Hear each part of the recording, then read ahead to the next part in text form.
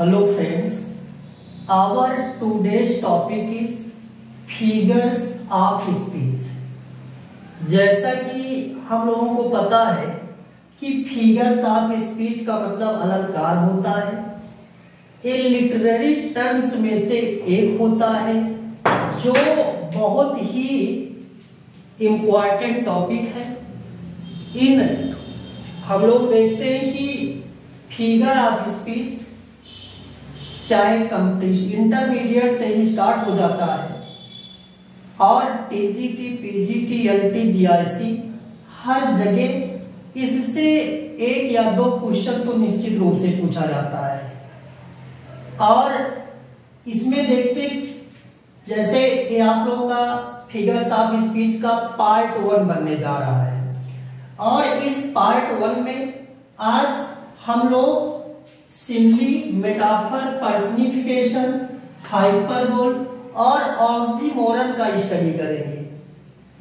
और इसी तरह से मैंने डिसाइड किया है कि फिगर्स ऑफ स्पीच के जितने भी पार्ट्स रहेंगे सब में 5 करके जितने भी फिगर्स ऑफ स्पीच हैं सबका स्टडी हम लोग आगे करते हुए बढ़ेंगे।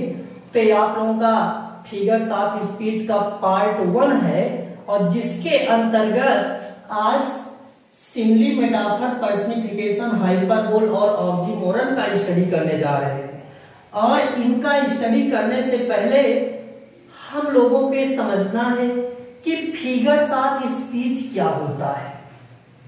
तो जैसा कि फिगर्स ऑफ स्पीच की हिंदी अलंकार होता है, यह अलंकार हम लोगों को हर लैंग्वेज में देखने को मिलता है, चाहे संस्कृत हो वहां पर भी अलंकार, चाहे हिंदी हो वहां पर भी अलंकार, और इंग्लिश लिटरेचर में भी अलंकार है। क्योंकि जितने भी साहित्य हैं, साहित्य में अलंकार निश्चित रूप से पाया जाता है।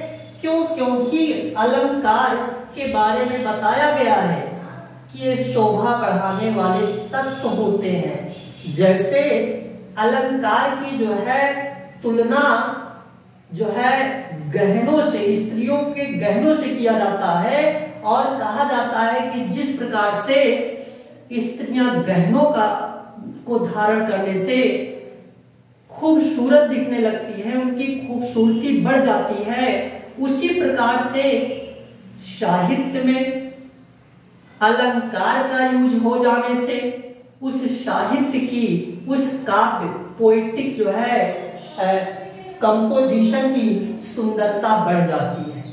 तो इससे क्लियर हो रहा है कि फिगर ऑफ स्पीच होता क्या है। तो हम लोगों से कोई भी पूछता है कि what is figure of speech और what do you understand by figure of speech, तो हम लोगों को यही बताना होगा कि those words that increase poetic beauty are called figures of speech. वे शब्द जो काव्य सौंदर्य को बढ़ा दे ना, साहित्य की सुंदरता को बढ़ा देते हैं, उसी को हम लोग फिगर्स ऑफ स्पीच कहते हैं। और हिंदी में अलंकार कहा जाता है।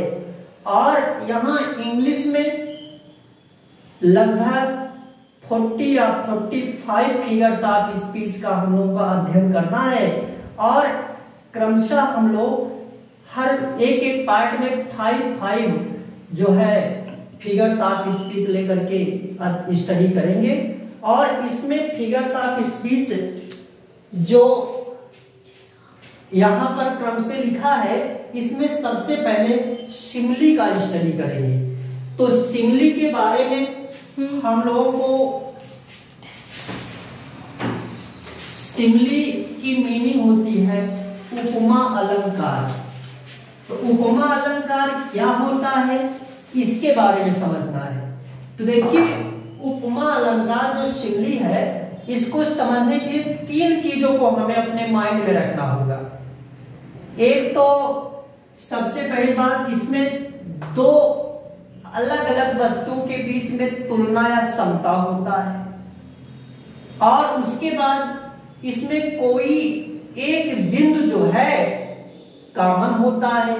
और इस प्रकार के अलंकार में याद रखना एज, शो या लाइक जरूर देखने को मिलता है। ठीक ना, फिर से समझ लीजिए, 3 बात को याद रखना है कि सिमली में 2 अलग अलग ऑब्जेक्ट्स होते हैं, 2 अलग अलग वस्तुएं होती हैं और उनके बीच में तुलना किया गया होता है। और अगर देखा जाए तो ये भी देखने को मिलता है कि कोई एक बात में दोनों, मतलब कोई एक लक्षण या क्वालिटी या विशेषता, कोई एक बिंदु दोनों में कॉमन होता है और एज, लाइक, शो में से एक जरूर देखने को मिलता है। तो ये तीनों चीज जहां पर होगा वहां पर सिमली होता है। जैसा कि आप लोगों को हिंदी में उपमा अलंकार की डेफिनेशन पता होगा। हिंदी में कहा जाता है कि जहां पर उपमेय का उपमान में भेद युक्त आरोप किया गया हो वहां पर उपमा अलंकार होता है। और वही उपमा अलंकार यहाँ हिंदी में है, इंग्लिश में है, जिसे हम लोग सिमली कहते हैं। और सिमली को समझने के लिए 1-2 एग्जाम्पल इस तरह से देखा जा सकता है। जैसे कहा जाए कि life is like dream, life is like dream. तो मान लीजिए इस तरह का सेंटेंस आ गया, कहा गया लाइफ इज लाइक ड्रीम में कौन सा फिगर ऑफ स्पीच है, कौन सा अलंकार है।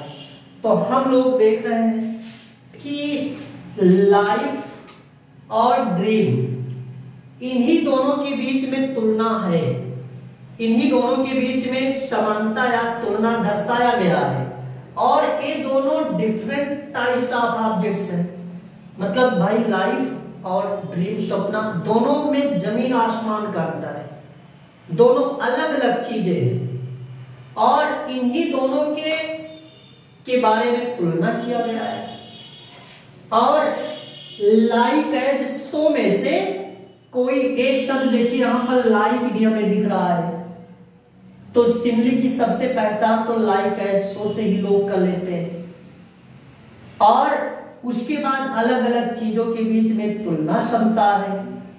और इन दोनों के बीच में अगर सोचा जाए कि कौन सा पॉइंट, कौन सा बिंदु इनमें कॉमन हो सकता है, तो बहुत सारे पॉइंट हमारे दिमाग में आएंगे। लेकिन अगर देखा जाए तो जैसे लाइफ को कहा गया, जीवन को कहा गया स्वप्न की तरह होता है, तो कहने का मतलब इस जीवन का कोई निश्चित समय नहीं होता है, अर्थात जो जीवन है ये अस्थायी होता है और स्वप्न भी अस्थायी होता है। तो इन दोनों में अस्थायी रूपी बिंदु कॉमन दिखाई दे रहा है और सेंटेंस में हमें लाइक दिख रहा है और 2 अलग अलग चीजों के बीच में तुलना है। और जैसे कुछ लोग सोचते हैं, कहीं पर आप आ गए सेंटेंस कि राम इज लाइक श्याम, तो राम इज लाइक श्याम में कहते हैं इसमें भी सिमली होगा। लेकिन देखिए राम इज लाइक श्याम, इसमें सिमली नहीं हो सकता है। क्यों? क्योंकि राम और श्याम दोनों ह्यूमन बीइंग्स हैं, दोनों मनुष्य हैं।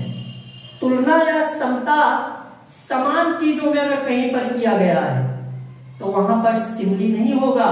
सिमली समझने के लिए आप लोगों को मैं ऑलरेडी बता चुका हूं कि 3 points keep in your memory.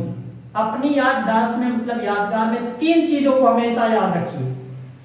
एक तो जिन 2 वस्तुओं के बीच में तुलना या क्षमता है वो अलग अलग होने चाहिए, डिफरेंट टाइप्स होने चाहिए। और सेकंड पॉइंट जो आपको अपने माइंड में रखना है, इन दोनों में कोई एक बिंदु उभयनिष्ठ होना चाहिए, कॉमन होना चाहिए। और तीसरा पॉइंट जो बहुत ही महत्वपूर्ण पॉइंट है, अक्सर लोग केवल इसी पॉइंट से ही सिमली समझ जाते हैं, वो यह है कि एज लाइक सो होना चाहिए। तो तुरंत समझ जाना ये तीन चीजें जिस भी सेंटेंस में, जिस भी कविता की लाइन में आपको दिखेगा या जहां पर भी प्रोज की लाइनों में दिखेगा, और वहां पर समझ लेना कि यहाँ पर सिमली है, यहाँ पर तो उपमा अलंकार है। एक आध एग्जाम्पल्स हम लोग और देखते हैं, या एग्जाम्पल के माध्यम से समझ गए होंगे। मान लीजिए इसका डेफिनेशन हमको लिखना पड़ जाए कि सिमली क्या है। तो सिमली का definition in English we can understand in this way. Simile के डेफिनेशन को हम लोग इंग्लिश में इस तरह से समझ सकते हैं कि simile is a figure of speech in which there is a comparison made between two objects of different types and in which one point is in common and the words like, as or so are found। इसमें यही है कि दो अलग अलग चीजों के बीच में, दो अलग अलग वस्तुओं के बीच में तुलना होता है, और लाइक एज सो में से कोई एक शब्द जरूर मिलता है, और इन दोनों वस्तुओं के बीच में कोई कम से कम एक बिंदु कॉमन रहता है। इसी को हम लोग कहते हैं सिमली। वन एग्जाम्पल और देखते हैं। जैसे मान लीजिए कहा गया हर फेस इज लाइक मून, उसका मुखड़ा चंद्रमा जैसा है, उसका मुखड़ा चांद जैसा है। अब इसमें कोई कहता है कि which figure of speech is there in this sentence, इस सेंटेंस में किस प्रकार का फिगर ऑफ स्पीच है। तो हम लोग देख रहे हैं कि उसका मुखड़ा, उसके मुखड़े को बताया गया कि चंद्रमा जैसा है, चांद जैसा है, और यहां पर मुखड़े और चांद के बीच में तुलना किया गया है। और ये भी पता है कि मुखड़ा और चांद ये दोनों अलग अलग चीजें हैं भाई। चांद कहां और मुखड़ा कहां, डिफरेंट ऑब्जेक्ट्स हैं, और लाइक दिख रहा है। और उसके बाद अगर देखा जाए तो बिंदु कौन सा इसमें कॉमन हो सकता है, तो है कॉमन इसमें कि उसका मुखड़ा चंद्रमा जैसा है। कभी कभी कुछ लोगों का मुखड़ा इतना गोल होता है जैसे चांद जैसा। सचमुच उसमें अगर आदमी चंद्रमा की निगाह से देखने लगता है किसी के मुखड़े को, तो उसका मुखड़ा चंद्रमा जैसे दिखने लगता है। जैसे चंद्रमा में अट्रैक्शन होता है वैसे मुखड़े में अट्रैक्शन होता है। तो इसलिए यहां पर अट्रैक्शन रूपी पॉइंट दोनों में कॉमन है। तो इससे प्रूव होता है कि इस सेंटेंस में हमको सिमली बताना चाहिए। ओके, जैसे बहुत सारे मतलब जितने भी पॉइंट्स आप लोग पढ़ेंगे ज्यादातर देखेंगे फिगर ऑफ स्पीच का यूज मिलता है। जैसे एक इंटरमीडिएट में पढ़ा जाता था मर्सी की लाइन में देखा जाता शुरू में ही, it drops as the gentle rain. बताया गया कि जो इट का मतलब वो मर्सी से है, दया से है, और ड्रॉप्स मतलब टपकता है। कैसे टपकती है मर्सी? हृदय से, मानो हृदय से दया उसी प्रकार से टपक पड़ती है एज द जेंटल रेन, मतलब जैसे सुगंध वर्षा की बूंदें टपकती हैं। तो यहां पर इस लाइन में विलियम शेक्सपियर ने सिमली का यूज किया है। मर्सी और वर्षा की बूंदों के बीच में तुलना करते हुए, और बताया कि मानव हृदय से उसी प्रकार से मर्सी दया प्रकट होती है जैसे जो है आसमान से वर्षा की बूंदें आती हैं। और इस लाइन में जो अभी मैंने बोला it drops as the gentle rain, इस सेंटेंस में देखा जाए तो एज आ रहा है, और एज सो लाइक सिमली वाले सेंटेंस में पाया जाता है। और कौन सा पॉइंट इसमें कॉमन हो सकता है? तो देखिए, जैसे वर्षा के बूंदों का कोई ठिकाना नहीं रहता, कि किस समय टपक पड़े, उसी प्रकार से मानव हृदय से निकलने वाले दया का कोई ठिकाना नहीं रहता कि किस समय और ये भी कह सकते हो कि ये दोनों स्वेच्छाचारी होते हैं, वॉलंटरी होते हैं। अगर हम लोग लाख की कोशिश करें कि बारिश हो जाती, 2-4 बूंद टपक जाता, अपने सोचने से, अपने मन से या अपने कहने से वर्षा की जो बूंदे हैं वो नहीं टपकेंगी। या उसी प्रकार से दया के बारे में हम सोचे कि मेरे हृदय से दया प्रकट हो जाती, तो दया भी ऐसे प्रकट होने, किसी के सोचने से न तो वर्षा की बूंदें टपकने वाली हैं और न तो दया मानव हृदय से बाहर निकलने वाली है। ये दोनों स्वेच्छाचारी होती, अपने मन से चलते हैं, ठीक ना, दूसरे के मन से नहीं चलते। तो इस प्रकार से स्वेच्छाचारी रूपी बिंदु इन दोनों में, दया में और वर्षा की बूंदों में हमें कॉमन दिखाई दे रहा है। दोनों अलग अलग चीजें हैं। एज पाया गया है, इससे सिद्ध है कि यहाँ पर सिमली है, उपमा अलंकार है। तो इससे तो हम ये समझ रहे हैं कि आप लोगों के समझ में सिमली आ गया होगा कि उपमा अलंकार मतलब क्या होता। वैसे तो कंपटीशन में ये जो है सेंटेंस दिया रहेगा और आपसे टाइप आप मतलब कौन किस प्रकार का कौन सा फिगर ऑफ स्पीच है यही पूछा जाएगा। डेफिनेशन जानते रहना इसको समझने के लिए, ठीक है, क्या क्या चीजें होनी चाहिए। तो हम लोग जाने कि यहाँ पर जो है शिमली है, उपमा अलंकार है। अब इसके बाद हम लोग मेटाफर के बारे में स्टडी करने जा रहे हैं। मेटाफर को हिंदी में कहते हैं रूपक अलंकार। जैसा कि शब्द से ही स्पष्ट हो रहा है कि जिसमें सेम रूप वही दे देना, किसी चीज को किसी चीज का बिना किसी भेदभाव के वही कह देना, डायरेक्ट वही रूप दे देना ही रूपक अलंकार होता है। हिंदी में कहा भी जाता है कि जहां पर उपमेय का उपमान में भेद रहित आरोप किया जाए, ये सब ना कहा जाए कि उसका मुखड़ा चंद्रमा जैसा है, सीधे बोल दिया जाए कि उसका मुखड़ा चंद्रमा है, उसका मुखड़ा चांद है, मतलब एक मुखड़े को सीधे सीधे चांद का रूप दे दिया जाए।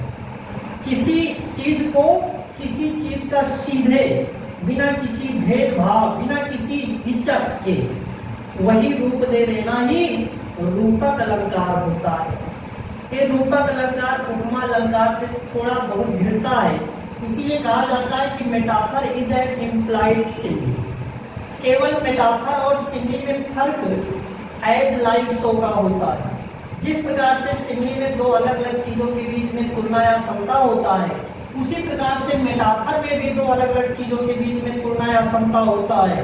और जिस प्रकार से कोई एक बिंदु दोनों में कॉमन होता है, उसी प्रकार से मेटाफर में भी कोई एक बिंदु कॉमन होता है। लेकिन तीसरा पॉइंट जो आप लोगों को बताया गया था सिमिली में कि जो है लाइक है सो सिमिली में पाया जाता है। याद रखना, मेटाफर में लाइक एज सो नहीं पाया जाता है और सारे लक्षण सिमिली वाले, ठीक ना। और लेकिन वही एक लाइक एज सो नहीं मिलेगा, यही याद रखना। जैसे देखिए एग्जाम्पल के माध्यम से हम लोग इसको समझ रहे हैं। जैसे है लाइफ इज ड्रीम, इसके पहले सिमिली में मैंने बताया था life is like dream, sentence में लाइक जोड़ दिया था। लेकिन यहां पर मैंने क्या कहा, लाइफ इज ड्रीम, कि जीवन स्वप्न है। लाइफ अलग ऑब्जेक्ट है, ड्रीम अलग है, और एक ऑब्जेक्ट को दूसरे के ऑब्जेक्ट का सीधे सीधे रूप दे दिया गया है। तो जीवन स्वप्न है, तो इसीलिए यहां पर रूपक अलंकार हो रहा है। रूपक अलंकार का मतलब है कि दो अलग अलग चीजें हो, जैसे लाइफ और ड्रीम में दोनों भिन्न भिन्न ऑब्जेक्ट्स हैं, और इसमें दोनों में देखा जाए तो कॉमन पॉइंट वही अस्थायीपन है कि लाइफ का भी कोई अस्थाई नहीं, ड्रीम भी कोई अस्थायीपन नहीं होता इसमें भी। और इसमें लाइफ एज सो नहीं दिख रहा है, तो बस इसी से सिद्ध होता है लाइफ इज ड्रीम में मेटाफर है। उसी प्रकार से camel is the ship of dessert. देखिए कैमल एक एनिमल है और मरुस्थल का जहाज एक निर्जीव चीज है। दो अलग अलग चीजों के बारे में बात किया गया है और लाइक एज तो इसमें नहीं है। और कॉमन पॉइंट अगर ढूंढा जाए तो कॉमन पॉइंट तो कम से कम एक तो मिल ही जाएगा। जैसे माना जाता है कि जो कैमल है, जैसे मरुस्थल का जहाज इसको इसलिए कहा गया जैसे जहाजों में स्पीड होता है, उसी प्रकार से कैमल जो है बलुई जगह पर उनकी स्पीड बहुत तगड़ी होती, बहुत तेज से चलते हैं, ठीक है। तो यहाँ पर भी camel is the ship of dessert, यहाँ पर कैमल को, ऊंट को सीधे सीधे क्या कह दिया गया है, मरुस्थल का जहाज कह दिया गया है। अगर कहा जाता है कि ऊंट जो है मरुस्थल के जहाज जैसा, मतलब जहाज नहीं जहाज जैसा, तब तो सिमिली हो जाता, लेकिन कहा गया कि ऊंट जो है मरुस्थल का जहाज है, इसीलिए यहां पर भी मेटाफर है। और एग्जाम्पल 3 हम लोग देख रहे हैं, my love is red red rose. किसी पोएट ने जो है अपनी पोएम की लाइनों में इसको लिखा था कि माई लव इज, उसने लाइक रेड रेड रोज करके लिखा, लेकिन मैंने लाइक हटा करके लिख दिया क्योंकि मैंने जो है इसको मेटाफर बनाया। तो इसमें क्या है कि मेरा प्रेम लाल लाल गुलाब जैसा है, ठीक ना। तो यहां पर प्रेम को सीधे लाल गुलाब बोल दिया गया है। प्रेम अलग चीज है, लाल गुलाब अलग चीज है। कॉमन पॉइंट के बारे में सोचे तो हमको प्रेम भी अपनी तरफ आकर्षित करता है, खींचता है, और सुंदर लाल गुलाब अगर खिला रहता है वो भी हमें अच्छा लगता है, प्यार भी अच्छा लगता है और लाल गुलाब भी अच्छा लगता है, ठीक है। दोनों हमको अपनी तरफ खींचता है, तो अट्रैक्शन दोनों में होता है। ये जो है मतलब कॉमन पॉइंट है, ठीक ना। और रही बात अलग अलग चीजें भी दोनों हैं, बस एक लाइक एज तो नहीं है, सीधे सीधे प्यार को लाल गुलाबे कह दिया गया है, भेद रहित आरोप कर दिया गया है। गुलाब को जो है सीधे, मतलब प्रेम को जो है सीधे सीधे गुलाब के नजरिया से देख लिया गया है, तो इससे यहाँ पर मेटाफर होता है। मैं आप लोगों को मेटाफर के बारे में एग्जाम्पल के माध्यम से समझाया, और मान लीजिए इसका डेफिनेशन आ जाता है लिखने के लिए, तो डेफिनेशन आप लोग सुन लीजिए और इसे नोट करना चाहिएगा तो नोट भी कर सकते हो कि a metaphor is a figure of speech in which a comparison is made between two objects of different types and in which one point is in common and the words like and so are not found. This is the definition of metaphor. Now our third figure of speech is personification. In Hindi मानवीकरण। Personification को हम लोग हिंदी में कहते हैं मानवीकरण। मतलब मानवीकरण मतलब जैसे किसी भी चीज को मानवीकृत कर देना। इस अलंकार की लाइन को जब आप लोग पढ़ेंगे तो ऐसा लगेगा कि जैसे कोई निर्जीव वस्तु हो या कोई निर्जीव भाव होगा, और उनके बारे में ऐसे बात किया गया होगा जैसे किसी मानव के बारे में या पर्सनालिटी रखने वाले किसी सजीव प्राणी के बारे में बातें किया जाता है। तब तुरंत समझ जाना कि यहाँ पर पर्सनिफिकेशन है। किसी निर्जीव वस्तु को पर्सनीकृत किया गया, मतलब मानवीकृत किया गया है। किसी निर्जीव वस्तु के अंदर उस लक्षण का वर्णन किया गया है जो किसी मनुष्य में पाया जाता है। तो तुरंत समझ लिया जाएगा कि यहाँ पर पर्सनिफिकेशन है, मानवीकृत है। और पर्सनिफिकेशन की डेफिनेशन की बात किया जाए तो आप लोग नोट करना चाहो तो नोट कर सकते हो कि आप personification is a figure of speech in which non living things और abstract ideas are thought of as a living thing having personality. Okay, अब एग्जाम्पल के माध्यम से हम लोग समझते हैं। जैसे पर्सनिफिकेशन का फर्स्ट एग्जाम्पल है लव इज ब्लाइंड, प्यार अंधा होता है। बात समझ में कभी कभी आती है, आता भी है, एक कहावत के रूप में यूज भी होता है कि प्यार क्या होता, अंधा होता है।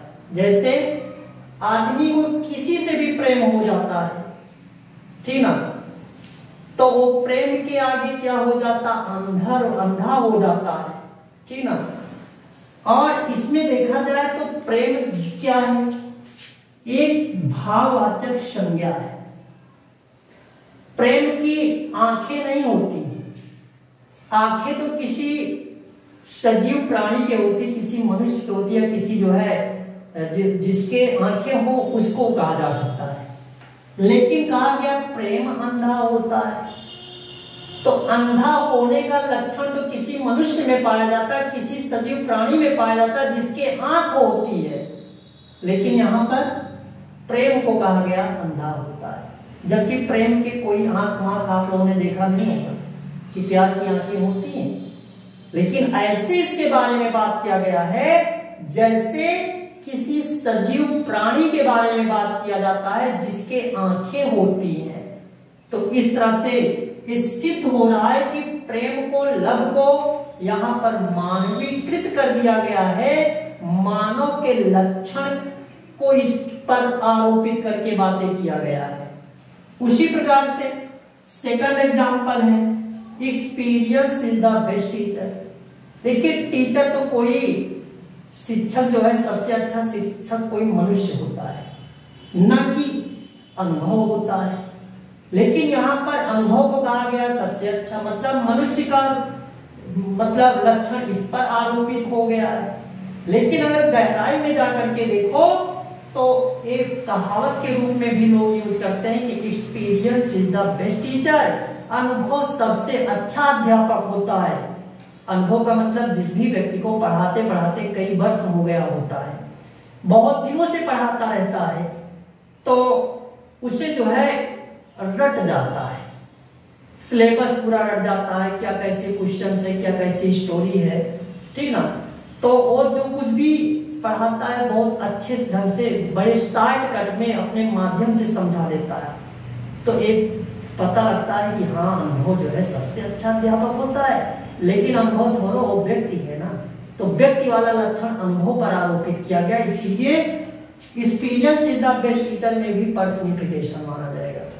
उसके बाद opportunity knocks at the door but once, अवसर दरवाजा खटखटाता है। लेकिन एक बार अब अवसर के बारे में सोचो, क्या अवसर कोई आदमी होता है? और दरवाजा तो खटखटाता कोई आदमी है ना, तो दरवाजा खटखटाने का काम आदमी करता है, अवसर नहीं करता। लेकिन यहां पर अवसर को जो है दरवाजा खटखटाने वाला बोल दिया गया।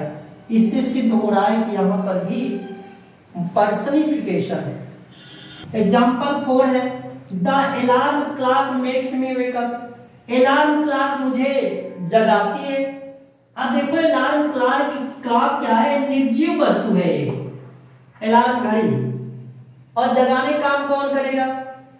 जिसके जान होगी ना। तो यहाँ पर अलार्म क्लॉक में उस लक्षण को आरोपित किया गया जो एक मनुष्य में पाया जाता है। इसीलिए यहाँ पर इन चारों सेंटेंस में देखा जाए तो पर्सनिफिकेशन होगा। तो इसी तरह से हिंदी निकाल करके भाव में डूब करके आपको समझना होगा कि पर्सनिफिकेशन है इसमें। देखिए fourth figure of speech hyperbole है। हाइपरबोल को हिंदी में कहते हैं अतिशयोक्ति अलंकार, मतलब ऐसे अलंकार जिसमें किसी चीज को बहुत बढ़ा करके उसकी जो रियलिटी है, जो वास्तविकता है, उस वास्तविकता से हट करके बातें किया गया हो, तो वहीं पर अतिशयोक्ति होता, हाइपरबोल होता है। मतलब जो सत्य साबित ही ना हो, सच हो ही ना, ऐसा लगे कि इस सेंटेंस में तो एकदम झूठा बोला गया है, तो तुरंत समझ जाओ वहां पर हाइपरबोल है।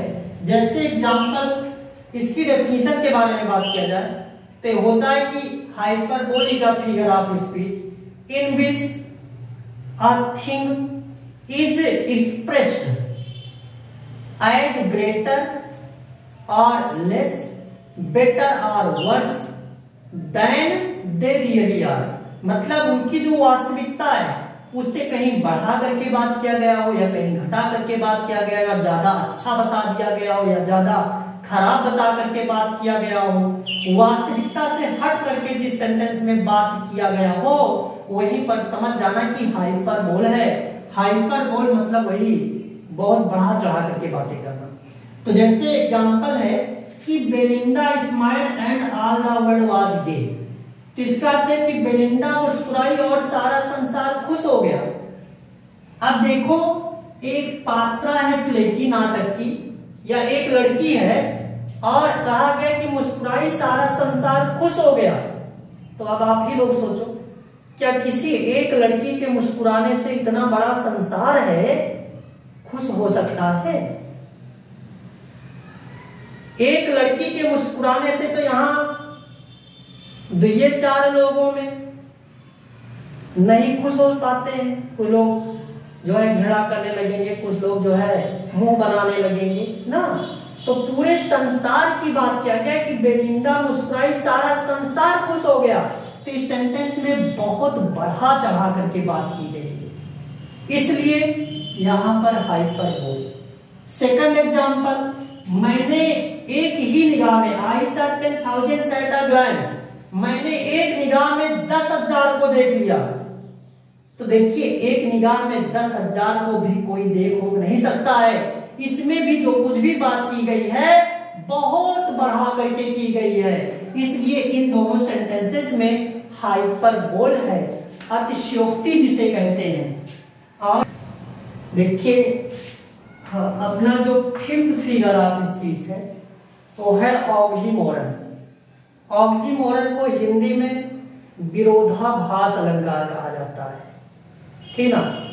और इसको हम लोग कैसे पहचानेंगे, कैसे समझेंगे, तो इसको समझना बहुत ही आसान है।